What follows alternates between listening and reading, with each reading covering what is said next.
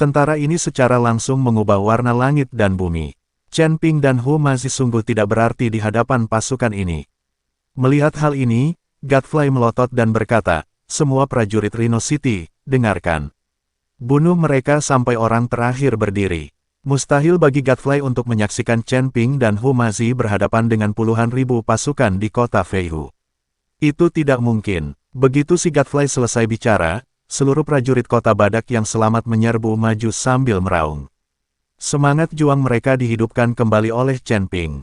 Berjuang sampai orang terakhir berdiri, inilah semangat setiap prajurit membunuh. Raungan yang tak terhitung jumlahnya bergerna di angkasa. Feng Xian dan Bai Yi saling berpandangan, lalu melambaikan senjata mereka, bunuh. Keributan terjadi lagi. Pada saat ini, Huo Zhao di aula istana ke-8 memiliki ekspresi yang sangat muram di wajahnya, karena dia menyadari bahwa pria berpakaian hitam yang dia kirim telah mati. Ahli macam apa dia di Rhino City sampai Shadow pun mati? Huo Zhao berkata dengan wajah tercengang. Kepala istana, bagaimana kalau aku mengajak beberapa orang untuk melihatnya? Kata sang tetua agung, tidak perlu. Kau bawa orang-orang ke benua Changsuan dan pastikan untuk menyelamatkan sang pangeran. Selain itu, perbaiki seluruh benua Changsuan, kata Huo Zhao. Setelah berkata demikian, Huo Zhao melambaikan tangannya pelan, lalu muncullah seorang lelaki tua berjubah abu-abu. Kalian bertiga harus pergi ke perbatasan dan melihat-lihat. Kalian adalah ahli formasi, jadi kalian akan memiliki keuntungan dalam melawan pasukan besar itu. Huo Zhao berkata kepada tiga pria tua berjubah abu-abu, baik, Tuan. Ketiga lelaki tua berjubah abu-abu itu pergi. Melihat hal ini, sang tetua agung tidak punya pilihan selain mengerahkan pasukan dan berangkat menuju benua Changsuan untuk menyelamatkan Guru Huo. Adapun apakah Chen Ping dan yang lainnya berasal dari benua Changsuan, tetua agung sebenarnya tidak tahu dan hanya menebak. Bagaimanapun, Hu Mazi adalah manusia dan tidak mungkin berasal dari kota Badak. Saat ini di perbatasan, prajurit Rhino City bertempur dengan semakin berani. Pada saat yang sama, Chen Ping berubah menjadi aliran cahaya, memegang pedang pembunuh naga, dan terus membunuh prajurit elit kota Feihu. Hu Mazi merapal mantra, dan prajurit dari kota harimau terbang satu demi satu tewas akibat mantra tersebut. Jie Zong bersembunyi di belakang, terus-menerus memperbaiki tubuhnya, wajahnya penuh kekhawatiran dan harapan. Dia sekarang berharap istana ke-8 dapat mengirim seseorang ke sana, dan tidak mengirim orang-orang sampah seperti yang baru saja dilakukannya.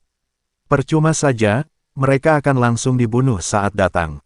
Tepat pada saat itu, tiga lelaki tua berjubah abu-abu tiba, masing-masing memegang tongkat hitam di tangannya. Sangat mudah untuk menghilangkan stres dan saya langsung kegirangan.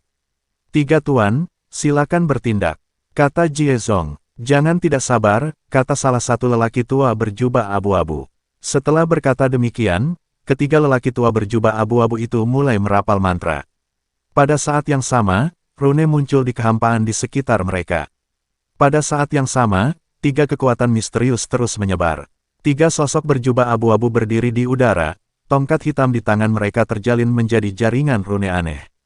Saat nyanyian itu menjadi semakin cepat, sebuah susunan cahaya segitiga besar tiba-tiba muncul di atas seluruh medan perang, dengan setiap sudut berhubungan dengan seorang lelaki tua berjubah abu-abu. Pembentukan roh absolut 3 bakat, aktifkan. Orang tua di depan berteriak keras dan menghantamkan tongkatnya dengan keras ke udara. Berdengungi energi spiritual antara langit dan bumi tiba-tiba membeku. Para prajurit kota Badak merasa ngeri ketika mendapati energi spiritual dalam tubuh mereka tampaknya membeku, dan mereka tidak dapat melakukan keterampilan tempur yang paling sederhana sekalipun. Pedang panjang di tangan Feng Xian tiba-tiba menjadi seberat 1000 pon, dan anak panah yang ditembakkan Bai Yi jatuh di tengah jalan, tidak bagus. Wajah Hu Mazi tiba-tiba berubah. Tepat saat dia hendak memberi isyarat, dia mendapati jimat itu menghilang ke udara segera setelah terbentuk. Keringat dingin mengucur dari dahinya, ini adalah formasi terlarang kuno yang secara khusus dirancang untuk menekan kekuatan spiritual. Xie Zong sangat gembira saat melihat ini, dan berteriak, sekaranglah saatnya. Serang dengan seluruh kekuatanmu. Pasukan kota harimau terbang menyerbu bagai gelombang pasang, dan sejumlah besar prajurit kota Badak yang telah kehilangan kekuatan spiritual tumbang dalam sekejap. Si Godfrey nyaris berhasil menangkis 2 tombak, namun ditusuk di bahunya oleh prajurit musuh ketiga, dan baju besinya berlumuran darah. "Chen Ping!" Hu Mazi berteriak dengan mendesak, formasi ini. Itu hanya hal sepele. Chen Ping mencibir, dan pedang pembunuh naga tiba-tiba mengeluarkan raungan naga yang jelas. Dia mengarahkan pedangnya ke langit, lalu 9 bayangan pedang emas muncul di sekelilingnya, hancurkan formasil, 9 cahaya pedang menghantam simpul susunan cahaya segitiga seperti meteor. Ketiga lelaki tua berjubah abu-abu itu mengerang pada saat yang sama, dan retakan kecil muncul dalam formasi itu. Mata Chen Ping berbinar, dan pedang kedua menyusul, bunuh.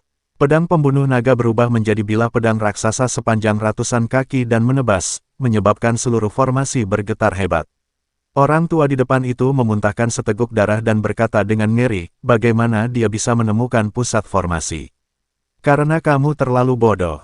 Chen Ping tiba-tiba muncul di atas ketiga orang itu. Kakak, ini untukmu. Melihat ini, si lalat Godfly melemparkan cermin perunggu ke arah Chen Ping. Ini adalah cermin perunggu di rumah Godfly, digunakan untuk melihat pemandangan di api penyucian.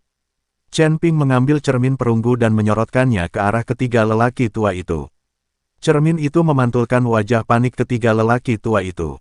Dia berkata dengan lembut, sekarang, giliranku untuk berada di lapangan utama. Teknik langit ilusi berjuta-juta. Cermin perunggu itu memancarkan cahaya putih yang menyilaukan, dan ketiga lelaki tua itu tanpa sadar menutup mata mereka. Saat aku membuka mataku lagi, medan perang di sekelilingku telah menghilang, digantikan oleh kabut yang tak berujung. Ilusi. Orang tua di sebelah kiri mencibir, hanya ilusi. Sebelum dia bisa menyelesaikan kata-katanya, lengan pucat yang tak terhitung jumlahnya tiba-tiba terentang dari kabut dan menyeretnya ke dalam jurang. Di tengah teriakan melengking itu, dua orang lainnya merasa ngeri.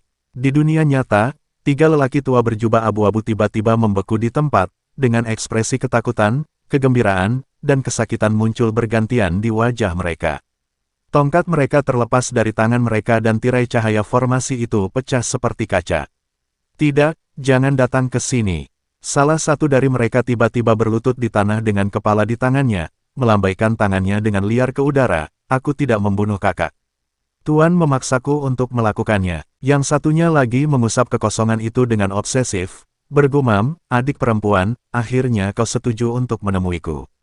Tiba-tiba ekspresinya berubah, apa?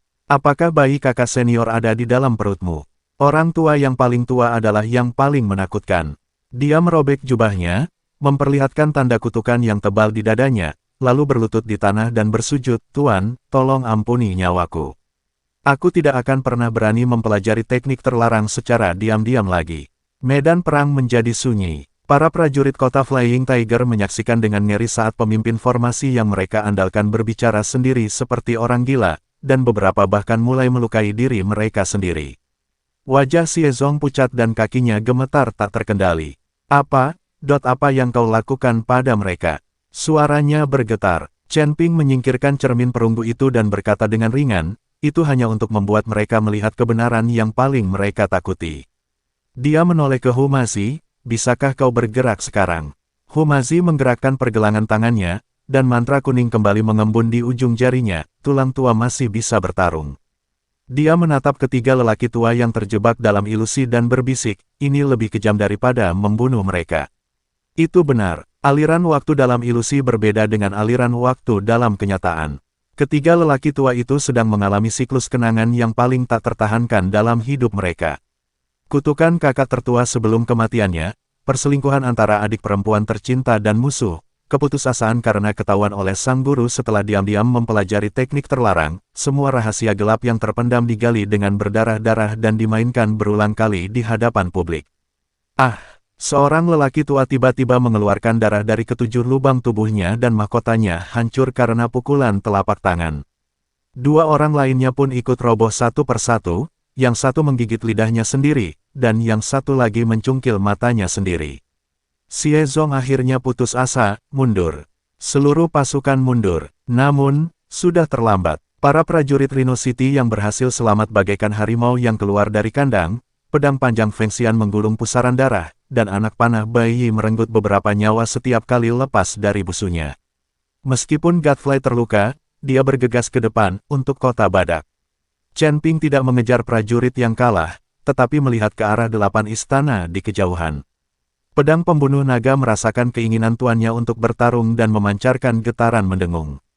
Humazi mendekat dan mengikuti tatapannya, menunggu ikan yang lebih besar. Istana ke-8 tidak akan hanya mengirim orang-orang yang tidak berguna ini. Chen Ping menyimpan pedangnya, tapi sebelum itu, dia tiba-tiba berbalik, mengarahkan ujung pedangnya ke suatu kekosongan. Apakah kamu sudah cukup melihat? Riak muncul di angkasa, dan sesosok yang mengenakan topeng perunggu perlahan muncul. Berbeda dengan lelaki berpakaian hitam sebelumnya, lelaki ini memiliki 8 lempengan giok yang tergantung di pinggangnya, yang masing-masing diukir dengan pola binatang buas yang berbeda. Utusan patroli kuil, pupil mata Feng Xian mengecil, dan dia berbisik kepada Chen Ping, "Kakak, ini benar-benar merepotkan." Pria bertopeng itu tidak langsung menyerang, tetapi pertama-tama melirik ketiga tetua berjubah abu-abu yang sudah mati, dan berkata dengan suara serak seperti gesekan logam, "Sungguh teknik ilusi yang luar biasa. Dari siapa kamu mempelajari teknik ini?" Chen Ping tidak menjawab tetapi bertanya, "Apa hubungannya denganmu?" Udara langsung membeku. Pria bertopeng itu memancarkan tekanan yang mengerikan, dan 8 kartu giok menyala pada saat yang sama. "Itu kamu. Aku tidak menyangka bahwa aku, seorang inspektur istana ke-8, akan bertemu dengan musuh kuil kita. Namamu Chen Ping, dan istana ke-9 dan ke-10 kita semuanya dihancurkan olehmu, kan?" "Ya, ini aku," kakekmu." Chen Ping mengangguk. Bagaimanapun, sudah sampai pada titik ini, dan Chen Ping sudah mengambil keputusan. Karena dia sudah ketahuan, dia akan mengakuinya dengan murah hati. Pria bertopeng itu perlahan menarik cambuk tulang dari pinggangnya dan berkata, "Aku akan menarik jiwamu dan menggantungnya di lampu jiwa di kuil agar menyala selama 100 tahun. Humazi hendak melangkah maju, tetapi dihentikan oleh Chen Ping. "Kamu tidak bisa menangani ini." Dia berkata dengan lembut, "Bawa semua orang pergi, jangan berkelahi." Chen Ping tidak tahu seberapa hebat inspektur ini, namun kekuatannya jelas tidak rendah. Dia mungkin lebih kuat dari Huo Zhao, Master Istana ke-8. Selain itu, tidak diketahui apakah ada orang lain dari kuil di sini, jadi Chen Ping hanya bisa membiarkan Humazi dan yang lainnya mundur terlebih dahulu. Ketika saatnya tiba dan Anda benar-benar bukan tandingan lawan, Anda masih dapat menemukan kesempatan untuk melarikan diri. Jika Anda tidak bisa mengalahkan mereka, melarikan diri pun tak apa. Pria bertopeng itu menyeringai, "Tidak seorang pun bisa pergi." Cambuk tulang itu tiba-tiba memanjang 100 kaki dan melilit leher Humazi seperti makhluk hidup. Namun bayangan cambuk itu terpotong di tengah jalan oleh cahaya pedang kemasan. Chen Ping sudah berdiri di udara tanpa tahu kapan, dan bayangan naga emas besar muncul di belakangnya. "Lawanmu adalah aku." Pria bertopeng itu akhirnya berkata dengan serius, "Naga emas. Apakah kamu dari klan naga?" Dia melepas topengnya, memperlihatkan wajahnya yang penuh dengan tanda kutukan. "Kalau begitu aku tidak bisa membiarkanmu hidup." Pola kutukan itu menggeliat seperti cacing tanah dan menutupi seluruh tubuh dalam sekejap mata. Tubuhnya mulai berubah bentuk, tumbuh sisik dan taji tulang, dan akhirnya berubah menjadi monster setengah manusia setengah naga. 8 lempengan giok menyatu ke dalam tubuhnya, membentuk pelindung tulang yang dahsyat di persendiannya. Transformasi naga ilahil Feng Xian berteriak kaget, "Saudaraku, hati-hati. Ini adalah keterampilan ilahi kuno dari klan Dewal." Pria bertopeng yang berubah menjadi naga meraung ke langit, dan gelombang suara menyebabkan bebatuan dalam radius 10 mil runtuh. Dia mengayunkan cakarnya yang tajam, dan 5 sinar hitam merobek ruang dan langsung menuju tenggorokan Chen Ping. Chen Ping tidak menghindar atau menghindar, dan pedang pembunuh naga tiba-tiba terbelah menjadi ribuan dan mengalir turun bagai hujan badai. "Kalian pergi cepat!" Chen Ping berteriak. Aura utusan patroli kuil membuat Chen Ping merasakan krisis, jadi dia harus meminta semua orang pergi terlebih dahulu. "Saudaraku, aku tidak akan pergi. Kami akan membantumu." Si Godfly dan si Gila Abadi ingin membantu Chen Ping. "Menantu laki-lakiku tersayang, aku juga tidak akan pergi. Bai Yi pun tidak pergi." "Chen Ping, aku tidak bisa pergi lagi," kata Humazil, persetan. "Keluar dari sini sekarang. Kalau kau tetap di sini, kau akan jadi beban bagiku." Chen Ping hanya bisa mengutuk. Tetapi apa yang dikatakan Chen Ping adalah kebenaran. Jika mereka tetap tinggal, Chen Ping masih memiliki energi untuk melindungi mereka. Sekalipun sekarang dia bukan tandingan lawannya, dia masih bisa melarikan diri. Kalau memang tidak berhasil, biarkan saja Raja Iblis Awan Merah merasukimu, dan seharusnya tidak akan jadi masalah untuk membunuh utusan patroli ini. Tetapi jika yang lainnya tetap tinggal dan dikontrol oleh inspektur, Chen Ping akan berada dalam dilema. Ketika semua orang mendengar Chen Ping mengatakan ini, mereka semua tercengang. Akhirnya, Humazi melambaikan tangannya dan berkata, "Mundurlah. Jangan jadi beban bagi Chen Ping." Semua orang mulai mundur, dan Xie Zong, bersama para prajurit dari kota Feihu, berhasil lolos dari bencana dan bisa mengatur napas sejenak. Akan tetapi, mereka juga menderita kerugian besar, dengan kurang dari sepertiga pasukan mereka yang tersisa.